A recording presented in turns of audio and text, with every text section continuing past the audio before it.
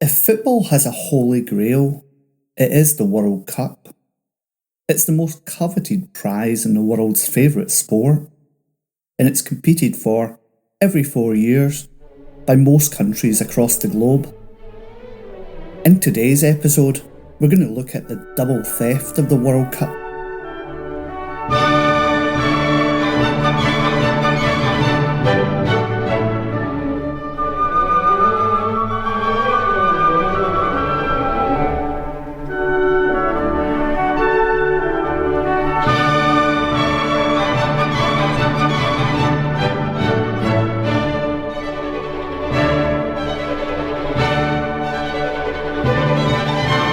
Hi and welcome back to another episode of the Historical Crimes and Criminals podcast.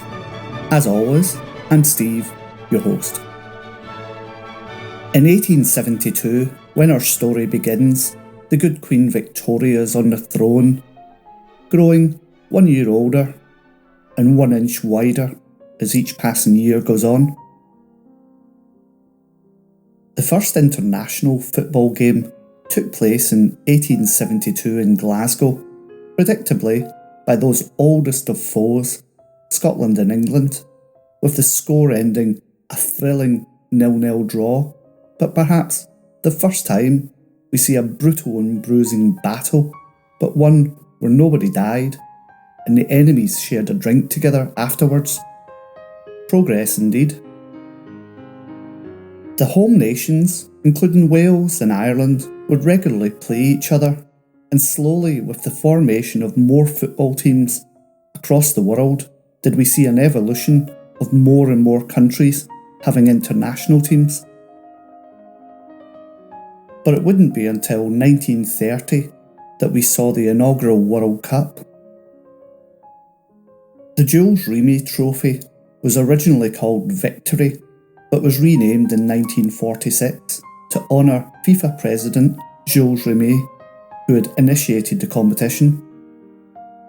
The trophy was designed by Abel Lafleur and was created in gold with a base of semi-precious stones. The original trophy depicts Nike, the Greek goddess of victory, holding a vessel. The trophy was first played in and won by Uruguay after victory over Argentina in the 1930 World Cup final. The tournament had 13 teams, and with only 4 from Europe choosing to participate due to the difficulty in travelling. Indeed, with 2 months until the start of the tournament, no European countries had entered. Only with Jules Rimet's intervention did France, Belgium, Romania and Yugoslavia make the trip.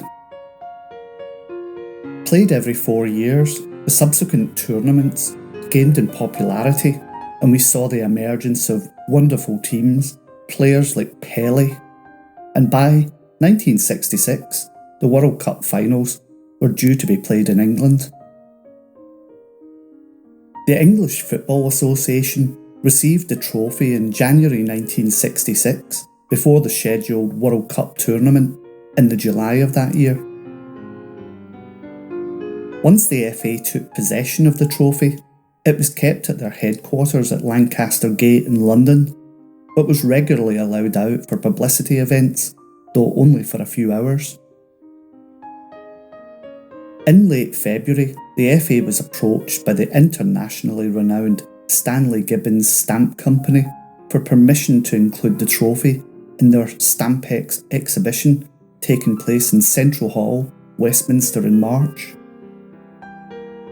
The FA agreed, although a number of conditions were laid down by Sir Stanley Rouse, president of FIFA. These conditions included the trophy must be transported via a reputable security company, it must be placed in a locked glass case which would have a guard next to it day and night, and it would be insured for £30,000, even though its official valuation was relatively low at £3,000. Given that the stamps that would be on display were valued at £3 million, Stanley Rouse thought the trophy would be comparatively safe amongst the most valuable stamps in the world. The exhibition was to take place over 2 floors at Central Hall, Westminster. This was the largest Methodist church in London, with exhibition space for hire on the first floor, sited close to New Scotland Yard and the Houses of Parliament, and just yards from the Home Office. It should have been pretty safe in such surroundings. Stampex opened on Saturday the 19th of March 1966, and the World Cup was a major attraction, having been the focus of much publicity in the press. 4 uniformed guards were supposed to be on duty day and night, while a further 2 plainclothes officers were present while the exhibition was open. Between the hours of 8 AM and 8 PM of the days when the exhibition was open, an additional guard was permanently stationed next to the display cabinet containing the trophy. However, this broke the strict condition imposed by Rouse to have a guard by the trophy around the clock. On Sunday the 20th of March, when the guards began a noon circuit, around 12:10 they noticed that someone had forced open the display case and the rear doors of the building and stolen the trophy. The wooden bar that held the door shut was lying on the floor. Thieves had removed the screws and the bolt that held it from the other side of the door. They had then removed the padlock from the back of the display case, taken the trophy, and left the way they came. None of the guards had seen or heard anything suspicious, although one of them reported that he'd seen a strange man by the public telephone when he had visited the lavatory on the first floor. Scotland Yard immediately took control of the case and gave it to the flying squad. Officers interviewed the guards and 2 maintenance workers. One of the churchgoers had also noticed a man and gave a different description. The story went public and was a media frenzy over the case. Police had begun to look for 2 potential suspects, but the descriptions in the newspapers did not correspond to either of the men the witnesses had seen. On Monday, the 21st of March, Joe Mears, the chairman of the Football Association, received an anonymous phone call. The unknown man said that Mears would receive a parcel at Chelsea Football Club the following day. The parcel was then delivered to Mears' home. It contained the removable lining from the top of the trophy and a ransom note that demanded £15,000 in £1 and £5 notes. The letter stated that the FA should put a coded ad in the personal ads column of the Evening News. If they followed the further instructions, they could get the trophy back by Friday. Otherwise, or if the FA informed the police or the press, the thieves would melt the trophy down. Shortly afterwards, Mears received another call. A man who identified himself as Jackson changed the instructions to £5 and £10 notes. Despite the warnings, Mears contacted the police, met Detective Inspector Charles Buggy of the flying squad, and gave the trophy lining and the letter to him. Police told Mears to place the ad on the 24th of March and contacted a bank to create a false ransom payment out of bundles of ordinary paper with real money only at the top and the bottom, which were placed in a suitcase. 2 police officers were to act as Mears' assistants in handing the money over and went to his home to wait for the next call. Mears was suffering from an asthma attack, so his wife answered instead and gave the phone to Assistant McPhee, who was D.I. Buggy. Jackson was nervous, but agreed to arrange the switch and told McPhee to come to Battersea Park to meet him at the gate. Buggy drove to the park, followed by a number of unmarked flying squad vehicles, and he met Jackson. Buggy showed him the suitcase, and Jackson failed to notice that most of the money was scrap paper. Buggy insisted on seeing the trophy before handing over the money and said that he feared that someone would try and rob him. Jackson stepped into Buggy's car and agreed to lead him to the trophy.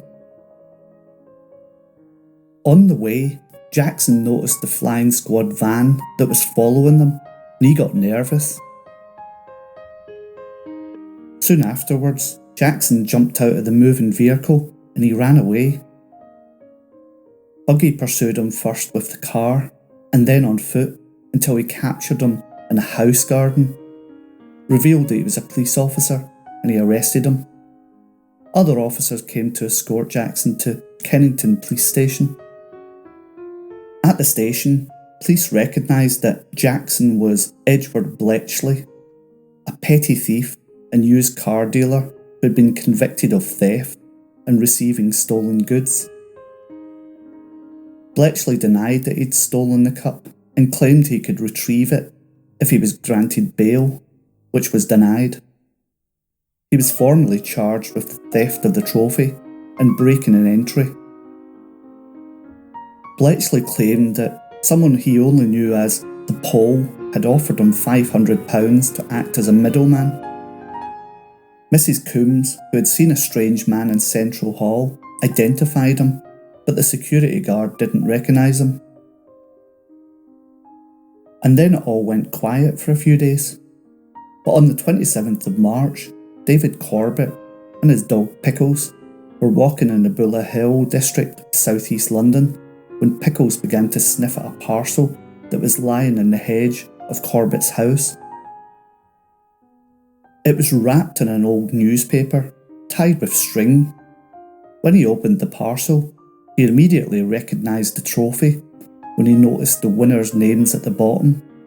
He handed the parcel to the police at Gypsy Hill Police Station.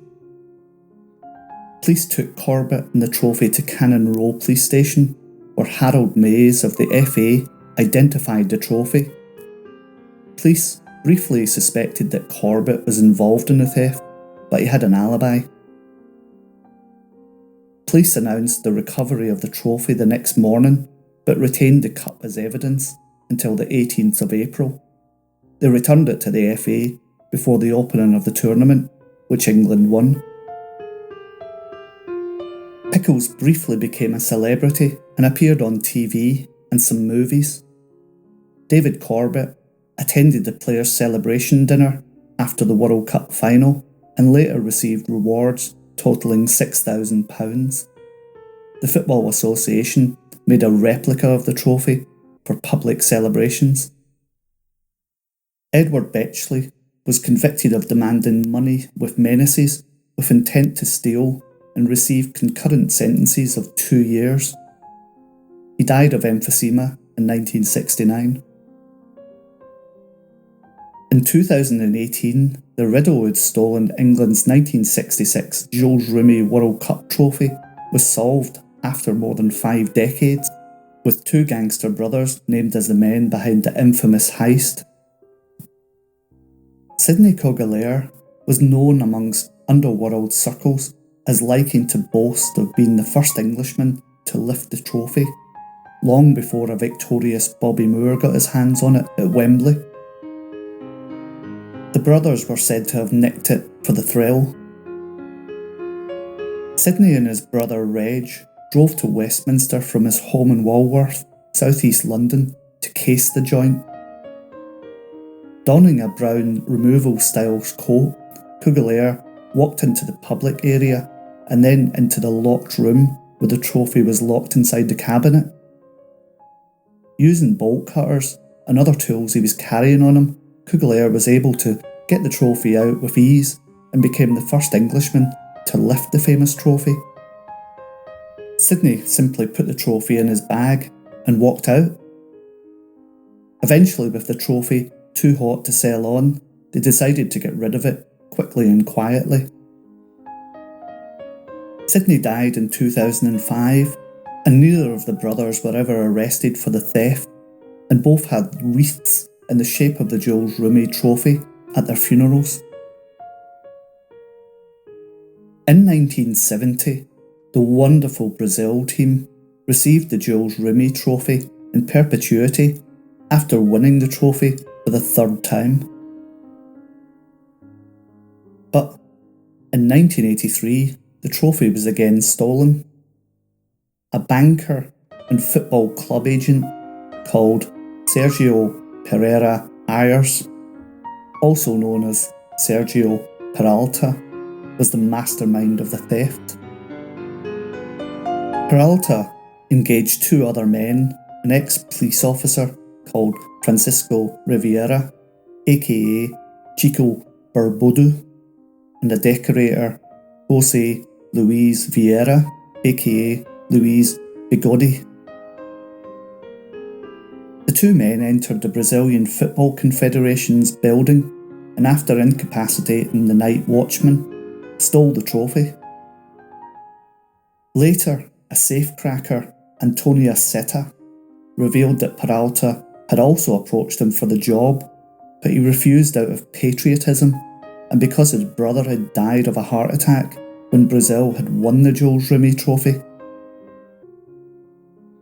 Peralta and the rest of the suspects were arrested, and it was claimed that the trophy had been melted into gold bars by Juan Carlos Hernandez, an Argentinian gold dealer. Hernandez denied the accusation, and the traces of gold found after analysis at his foundry did not match the material of the trophy. In addition, doubts were raised because the trophy was not made of solid gold and it could not be melted into gold bars. Hernandez, however, was still arrested alongside the other suspects, and they were all found guilty of the crime. However, prior to sentencing, whilst on bail, they all fled. Chico Barbuda was shot to death in 1989 by 5 men in a bar. Luis Bigode was rearrested and freed from jail in 1998. Antonia Seta died in a car accident in 1985 as he was being taken to the police central to testify on the crime. Juan Carlos Hernandez, who had bought a luxurious estate in an upper-class Rio neighbourhood of Humalta shortly after the theft, fled to France and was arrested in 1998 at a bus station in Sao Paulo for drug trafficking. He had also served jail time in France for the same offence. He was freed from jail in 2005. The mastermind, Sergio Peralta, was freed from jail in 1998. He died of a heart attack in 2003. The trophy was never recovered. Instead, a replica of the Jules Rimet Trophy was presented to the Brazilian Federation in 1984. Well, that's it for another episode of the Historical Crimes and Criminals podcast. I hope you enjoyed that episode, and find me on Twitter for some of the pictures of today's stories and protagonists. As always, please subscribe, leave a review, it really does help. Tell your friends, and see you next time. Bye bye.